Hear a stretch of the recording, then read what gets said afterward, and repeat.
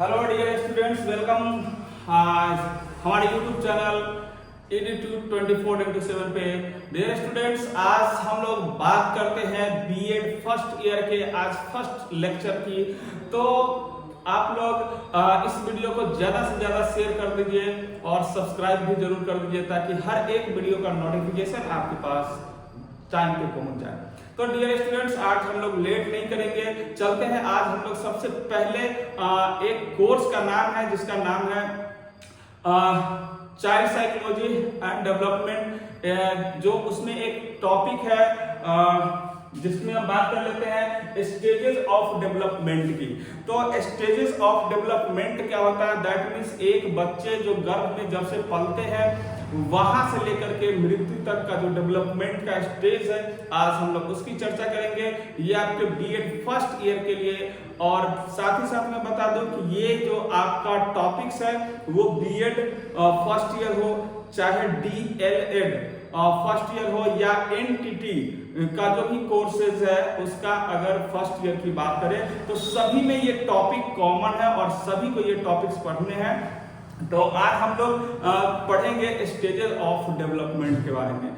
तो सबसे पहले हम लोग आज देर नहीं करते हुए डायरेक्ट चलते हैं अपने सिलेबस की ओर। तो हमारा जो टॉपिक है विकास की अवस्थाएं, जी हाँ, स्टेजेस ऑफ डेवलपमेंट। तो हम बात करते हैं कि जब मनुष्य जब से जन्म लेता है तब से लेकर के मृत्यु तक उसके अंदर जो है डेवलपमेंट का जो प्रोसेस है वो हमेशा होते रहता है, उसके अंदर डेवलपमेंट हमेशा चलता है। चलिए देखते हैं।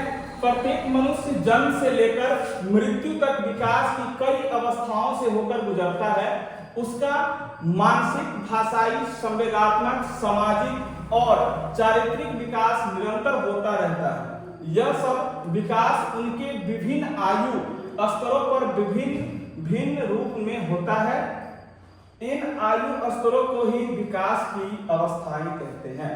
तो डियर स्टूडेंट्स, मैं आपको बता दूं कि ये जो विकास की अवस्थाएं हैं वो जन्म से लेकर के मृत्यु तक होती है, और इसमें ज्यादातर जो डेवलपमेंट की बातें होते हैं वो आयु के हिसाब से, उसका जैसे जैसे आयु बढ़ता है उसके अंदर डेवलपमेंट भी बढ़ते रहता है। अब डेवलपमेंट में जो बात करते हैं तो सबसे पहले अगर बात कर ले तो बच्चे जो होते हैं अगर वो जन्म लेते हैं उसके बाद सबसे पहला उसका जो एक डेवलपमेंट का सबसे बड़ा जरिया उसका फैमिली होती है, क्योंकि वो फैमिली में पहले जिस तरह से फैमिली जो वर्क करती है बच्चे उसको देख के उस तरीका से वो मूवमेंट करना शुरू कर देते हैं। फिर वो क्या होता है कि अपने आस पड़ोस को जैसे देखता है उसके बच्चे जाते हैं उसके साथ घुल मिल जाते हैं, फिर उसके तरीका से उसके अंदर डेवलपमेंट बढ़ने लगता है। फिर एक तरह से सामाजिक तौर पर जो बढ़ता है, साथ ही साथ बच्चे के आयु के साथ साथ उसमें क्या होता है भाषा का भी नॉलेज होने लगता है। जो भाषा वो बार बार सुनता है उस भाषा को वो सीख लेता है। उसके बाद उसके अंदर सामाजिक जो एक हम लोग जिस समाज में रहते हैं, जिस परिवेश में रहते हैं, वो गुण उसके अंदर आने लगते हैं। साथ ही साथ उसकी जो कल्चरल चीजें हैं, जो उसकी सांस्कृतिक चीजें हैं, पहनावा ओढ़ावा, जैसे एक आप सिंपल ऑथेंटिक चीजें समझ लीजिए कि अगर एक लड़की होती है तो कहीं ना कहीं फैमिली तो सबसे पहले उसको आइडेंटिफाई कराता है कि लड़का को उसके जैसा ड्रेस देता है, लड़की को उसके जैसा ड्रेस देता है, तो वहीं से उसके अंदर डिफरेंसेस आना शुरू हो जाता है। साथ ही साथ जो है उसमें एक नॉलेज होने लगता है इस चीज का, जो सांस्कृतिक जो उसका जो चीजें हैं वो उसमें ढल जाता है। साथ ही साथ अगर हम बात करें तो सामाजिक तौर पे उसका संवेदनात्मक विकास और चारित्रिक विकास निरंतर होते रहता है। उसके चरित्र में, स्वभाव में परिवर्तन होते रहता है, क्योंकि जैसे जैसे आयु बढ़ता है उसका सोच और उसका थिंकिंग पावर सब बढ़ते रहता है और वो समाज में अपने आप को उस हिसाब से ढालने लगता है। चलिए आगे बात करें तो भिन्न भिन्न मनोवैज्ञानिकों ने मानव विकास की अवस्थाओं को भिन्न भिन्न रूप में वर्गीकृत किया है।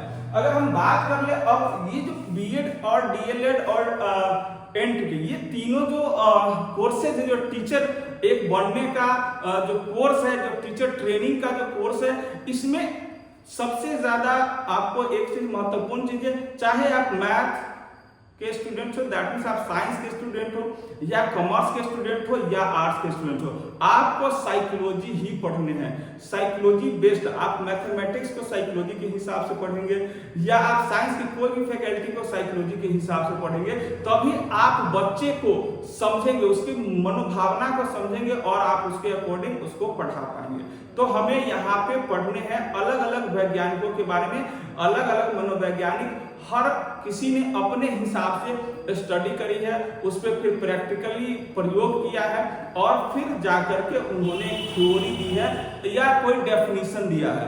तो सबसे पहले हम बात करेंगे आज हरलॉक एक बहुत बड़े मनोवैज्ञानिक हुए। उन्होंने कहा जो विकास की अवस्थाएं है उसके बारे में, कि विकास की अवस्थाएं जो होता है उसका प्रकार आप देख सकते हैं यहाँ पे। एक है गर्भावस्था, ठीक है, गर्भावस्था, प्रारंभिक शैशवावस्था, उत्तर शैशवावस्था, बाल्यावस्था, प्रारंभिक किशोरावस्था और उसके बाद किशोरावस्था और फिर उत्तर किशोरावस्था। उन्होंने जो विकास का जो स्तर है यानी कि स्टेजेस ऑफ डेवलपमेंट जो है उनको इस कैटेगरी में उन्होंने बांट दिया।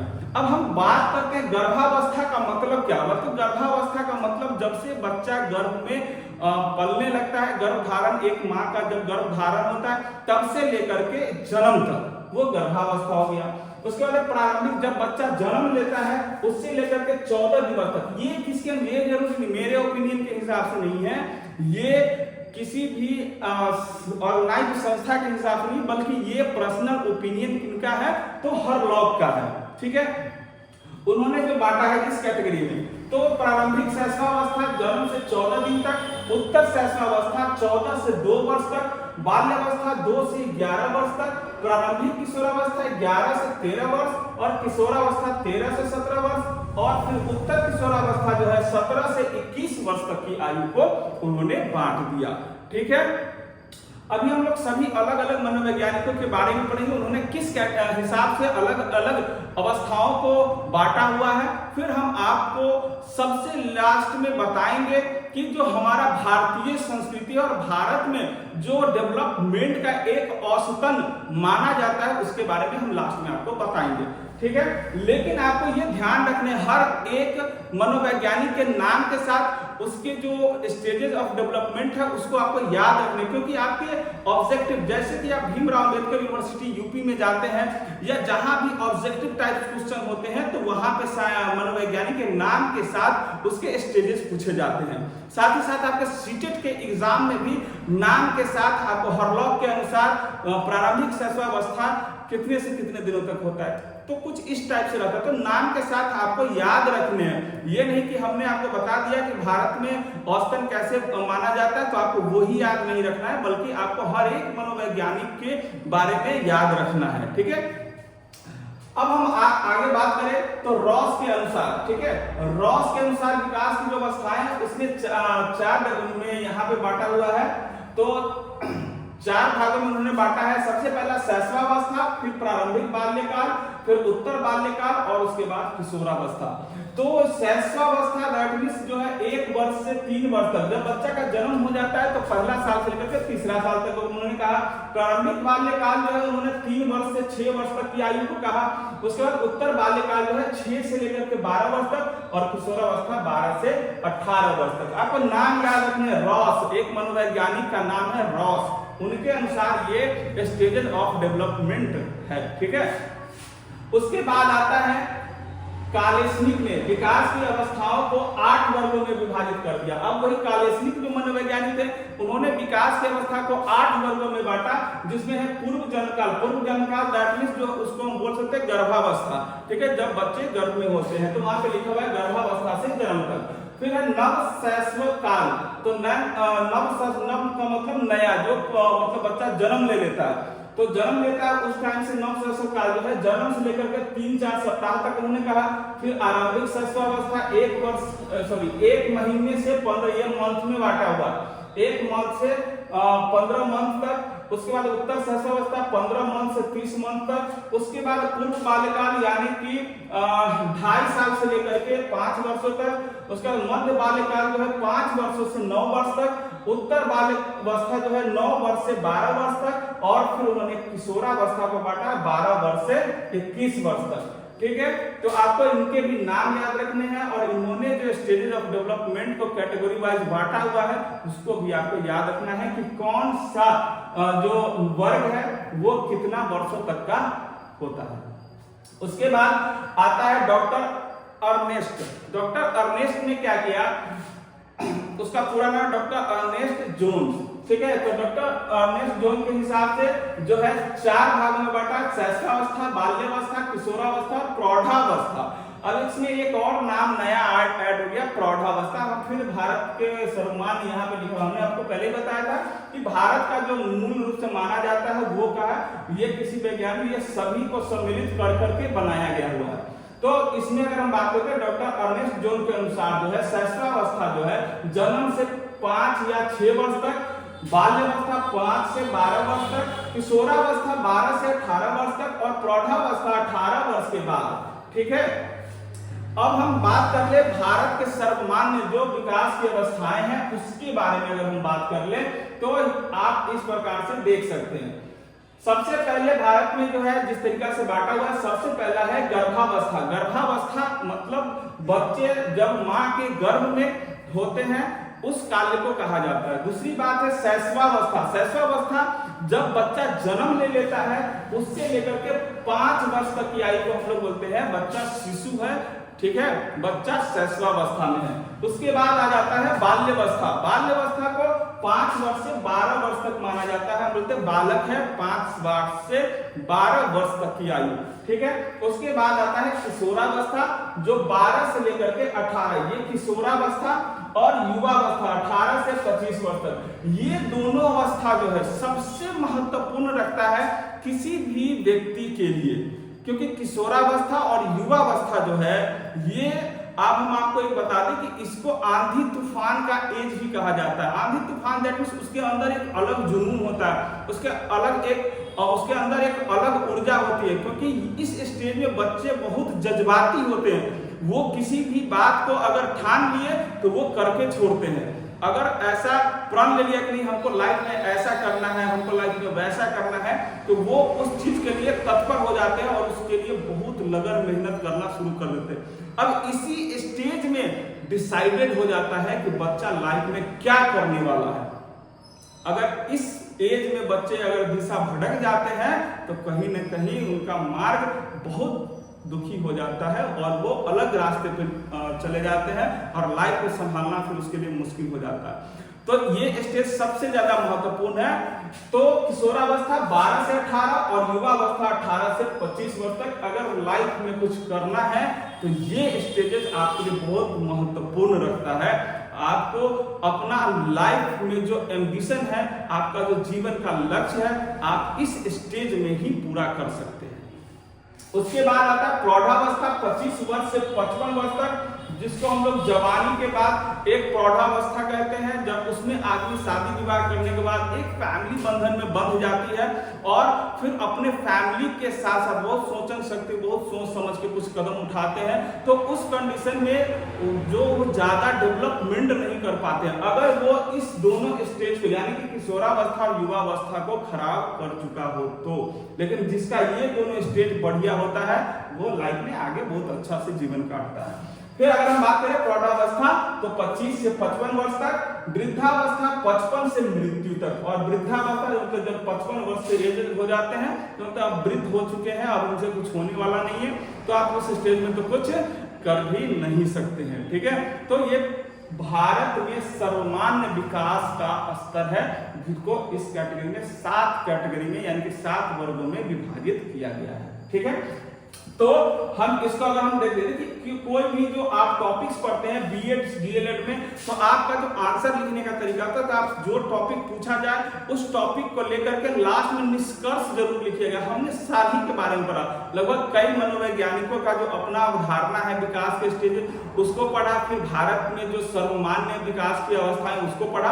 अब सबको लेकर के एक कंक्लूजन निकालेंगे और फिर इसको हम लोग जरूर लिखेंगे, ठीक है। तो इस प्रकार से कहा जा सकता है कि शिक्षक एवं शिक्षा की दृष्टि से शैशवावस्था, बाल्यावस्था तथा किशोरावस्था विशेष रूप से महत्वपूर्ण है। जी हाँ, क्योंकि एक शिशु को एक टीचर से रिलेट करें और उसके बाद शिशु से लेकर के उसके किशोरावस्था तक बहुत इंपॉर्टेंस उसके लाइफ में टीचर का होता है, बहुत अहम रोल होता है टीचर का।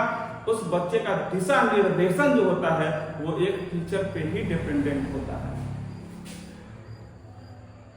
इन अवस्थाओं में होने वाले परिवर्तन के आधार पर ही अध्यापक अधिगम अवसरों का सृजन कर सकता है तथा विकास को दशा दे सकता है। जी हाँ, जो आप यहाँ पे देखिए, अब यहाँ पे जो बीएड में है पूर्ण हिंदी भाषा का प्रयोग होता है। अधिगम यहाँ पे आपको लग रहा है कुछ नया नाम है। अधिगम का मतलब क्या होता है? तो डियर स्टूडेंट्स, अधिगम का मतलब सीखना होता है। ठीक है, अधिगम से अर्थ हो गया सीखना। अधिगम आप जहाँ पे भी देखेंगे इसका मतलब हो गया सीखना। ठीक है, सीखना सिखाना का जो क्रिया होता है वही। तो अब ये जो इसके अवस्थाएं हैं, दैट मींस शिशु अवस्था, बाल्य अवस्था और किशोरावस्था, ये टीचर के लिए सबसे महत्वपूर्ण होता है। और उसी के आधार पर उसके अंदर जो भी परिवर्तन होता रहता है, चेंजेस जो आते हैं, उसी के अकॉर्डिंग टीचर क्या करता है, लर्निंग प्रोसेस को समझता है और उसके अकॉर्डिंग ही उसके अंदर लर्निंग प्रोसेस का सृजन करता है। सृजन का मतलब उसके अंदर वो चीज ज्ञान देने का कोशिश करता है। ठीक है, अब एक टॉपिक आपका स्टेजेस ऑफ डेवलपमेंट। अब थोड़ा सा एक टॉपिक आ जाता है यहाँ पे, अभिवृद्धि। अभिवृद्धि दैट मींस आप वृद्धि की, ग्रो की बात करते हैं, और एक हमने बताया विकास। विकास मतलब डेवलपमेंट। दोनों में लिटिल डिफरेंस है। दोनों में हम बोलने के लिए बच्चा बहुत वृद्धि कर गया, बहुत विकास कर गया, मतलब अब वृद्धि अलग होती है और विकास अलग होता है। इसमें आपको समझना पड़ेगा।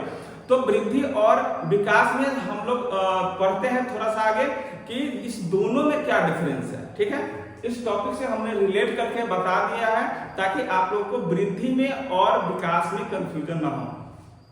तो अभिवृद्धि और विकास का अर्थ और उसका परिभाषा भी हमने लिखा है।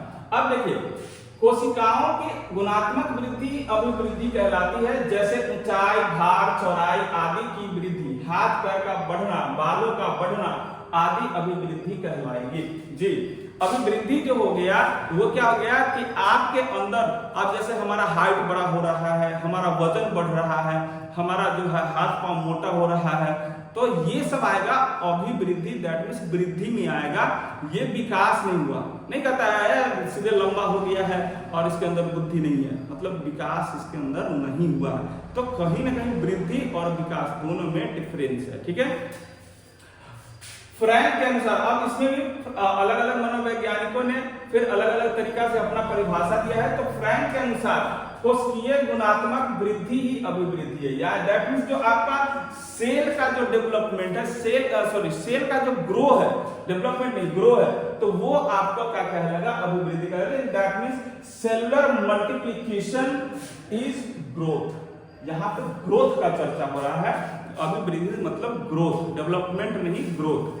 ठीक है, उसके बाद है मेरिडीथ। मेरिडीथ के अनुसार उसने क्या कहा कि कुछ लेखक अभिवृद्धि का प्रयोग केवल आकार की वृद्धि के अर्थ में करते हैं और विकास का विभेदीकरण के अर्थ में। ये मेरिडीथ ने कहा, इन्होंने दूसरे लेखक का ही थॉट जो है अपने कॉपी पे नहीं, तो एक तरह से कॉपी करो, दूसरा जगह पेस्ट कर दो। तो उन्होंने कहा कि बहुत सारे लेखक ऐसे हैं जिन्होंने कहा है कि अभिवृद्धि जो होता है वो क्या होता है, केवल क्या होता है, आकार की वृद्धि, मतलब उसका जो साइज बढ़ता है उसकी बात करता है, जबकि और विकास के अर्थ में उसको विभेदीकरण करता है। मतलब वो बताते हैं कि विकास डिफरेंस है ग्रोथ से, दैट मींस वृद्धि से।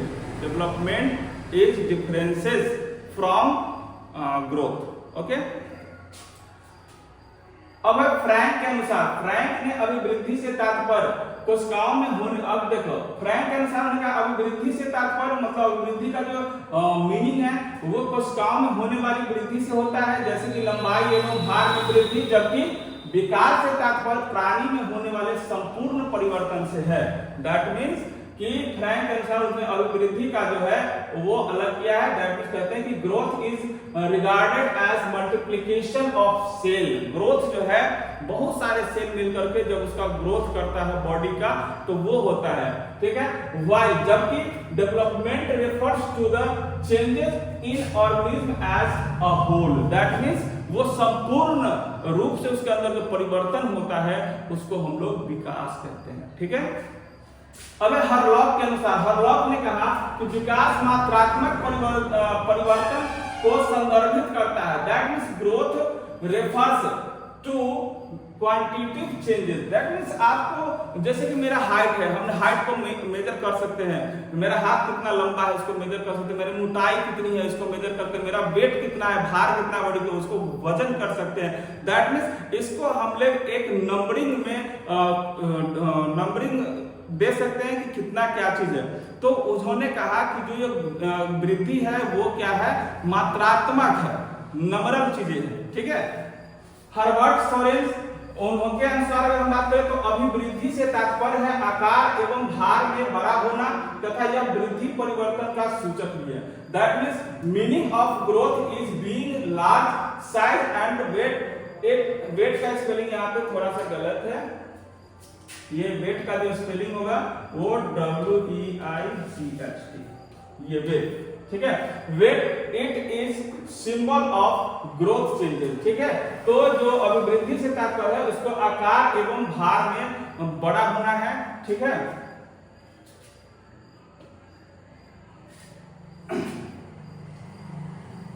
अब जो है उपयुक्त, अब हम इसका भी थोड़ा सा निष्कर्ष, अभिवृद्धि और विकास के जो डिफरेंसेस है उसका भी निष्कर्ष निकाल सकते हैं। तो उपयुक्त परिभाषा से यह स्पष्ट है कि सामान्यतः व्यक्ति के स्वाभाविक विकास को अभिवृद्धि कहते हैं, यानी कि और गर्भ धारण के समय भ्रूण बनने से लेकर जन्म लेने तक जो प्रगतिशील परिवर्तन होते हैं तथा प्रौढ़ावस्था तक व्यक्ति में जो भी स्वाभाविक परिवर्तन होते हैं जिन पर शिक्षण अथवा प्रशिक्षण का प्रभाव नहीं पड़ता है, अभिवृद्धि कहलाता है। जी हाँ, क्योंकि जो हमारा साइज है, हमारा बॉडी का आकार प्रकार है, इसमें जो चेंजेज आता है हमारे टीचिंग से, हमारे शिक्षण प्रशिक्षण से उसमें कोई प्रभाव नहीं आता, वो उसके अंदर होते रहता है।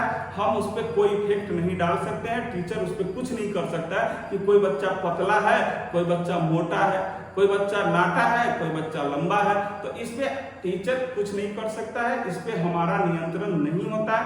लेकिन डियर स्टूडेंट्स, जहां तक हम विकास की बात करते हैं तो उसके माइंड सेट से होता है, हम उसके मतलब क्या बोल सकते हैं, सोचन शक्ति को चेंजेस कर सकते हैं, तो ये सब विकास में आता है। ठीक है, अब हम थोड़ा सा डिफरेंस दोनों में समझ लेते हैं कि बुद्धि, यहाँ पे वृद्धि लिखा गया हुआ है, वृद्धि होता है, आप इसको थोड़ा सा ठीक कर लेंगे। वृद्धि और विकास की तुलना दोनों में हम लोग देख लेते हैं कि क्या क्या जो है डिफरेंसेस है। ठीक है, comparison between growth and development. वृद्धि और विकास में मुख्य अंतर क्या क्या है, थोड़ा सा देखते हैं। यहाँ पे निम्नलिखित अंतर है, वृद्धि दैट मींस ग्रोथ और डेवलपमेंट दैट मींस विकास। तो सबसे पहला पॉइंट है, वृद्धि जीवन पर्यंत नहीं होती, एक निश्चित आयु के लगभग रुक जाती है, और वही विकास का अर्थ जीवन पर्यंत एक व्यवस्थित और लगातार आने वाला परिवर्तन है। तो वृद्धि जो है एक निश्चित जीवन आयु काल के बाद वो रुक जाता है, जबकि विकास जो है हमेशा उसके अंदर चेंजेस होते रहता है, उसका सोच हमेशा बदलते रहता है, उसके अंदर सोचन शक्ति, उसके अंदर जो कोई काम करने का जो उसके अंदर क्षमता होता है वो चेंजेस होते रहता है। तो विकास निरंतर चलने वाली क्रिया है, जबकि ग्रोथ एक लिमिट स्टेज पे जाके रुक जाती है। दूसरा है, परिपक्व अवस्था प्राप्त होते ही अभी वृद्धि रुक जाती है। परिपक्व मतलब जैसे ही आप मैच्योर हो जाते हैं, आपका एक समय आता है तो आपका बॉडी ग्रो करना बंद हो जाता है। लेकिन अगर हम विकास की बात करें तो विकास कभी नहीं रुकता है, और परिपक्वता की अवस्था प्राप्त होने पर भी विकास निरंतर चलते हुए रहता है। उसके बाद है वृद्धि का संबंध शारीरिक तथा मानसिक परिपक्वता से। वृद्धि जो होता है उसका जो अगर हम उसको रिलेट करें तो एक लिमिट स्टेज तक उसका एज जो होता है, आयु होता है, उससे भी जोड़ते हैं। और हमारे मानसिक जो विकास होता है शारीरिक के साथ मानसिक परिपक्वता तक नहीं, अब हम बहुत समझदार हो गए वहां तक है। लेकिन अगर हम विकास का संबंध देखें तो वो क्या है, एटमॉस्फेयर मतलब वातावरण एवं वंशानुक्रम से होता है, उसके अंदर चेंजेस होते रहता है, कंटिन्यू होते रहता है। उसके बाद है, अगर हम ग्रोथ की बात करें तो मात्रात्मक पहलू में परिवर्तन और वृद्धि के क्षेत्र में आता है, इसको हम लोग मेजर कर सकते हैं। लेकिन अगर हम बात करें विकास का तो इसको मेजरमेंट में किसका बच्चा का किसका दिमाग कैसा है, उसके अंदर क्या सोचन शक्ति है, वो लाइफ में क्या करने वाला है, क्या करेगा नहीं करेगा, उसको हम लोग मेजर नहीं कर सकते। तो यह मात्रात्मक जो विकास है मात्रात्मक पहलुओं का नहीं बल्कि गुणात्मक पहलुओं के स्वरूप के परिवर्तन का संकेत देता है। तो डियर स्टूडेंट्स, आज हमने पढ़ा स्टेजेस ऑफ डेवलपमेंट। तो ये आपका एक पहला एक टॉपिक एक जो है क्वेश्चन आप यहाँ से कर सकते हैं। आपके एग्जाम में इस टॉपिक से 100% आपको क्वेश्चन टकराने का संभावना है। इससे क्वेश्चन आएंगे, ऑब्जेक्टिव क्वेश्चंस भी आएंगे और सब्जेक्टिव में भी ये क्वेश्चन बार बार पूछा जाता है। ठीक है, तो डियर स्टूडेंट्स, आज का क्लास हमारा यहाँ पे होता है समाप्त। आप लोग हमारे साथ बने रहिए। हम आपके B Ed course, D El Ed course, NTT का कोर्स के साथ साथ बहुत जल्द लाने वाले हैं सीटेट का एक अलग बैच। सीटेट के लिए आपको एक अलग क्लास प्लेलिस्ट होगा हमारे चैनल पे। आप उस प्लेलिस्ट पे बारी बारी से जाइएगा और टॉपिक वाइज, सिलेबस वाइज आपका सीटेट का क्लास भी चलने वाला है। तो हमारे इस यूट्यूब चैनल को फिर से एक बार आपसे रिक्वेस्ट है कि इस चैनल को जरूर सब्सक्राइब करें, लाइक करें और शेयर जरूर करें। Thank you. फिर मिलते हैं अगले क्लास में।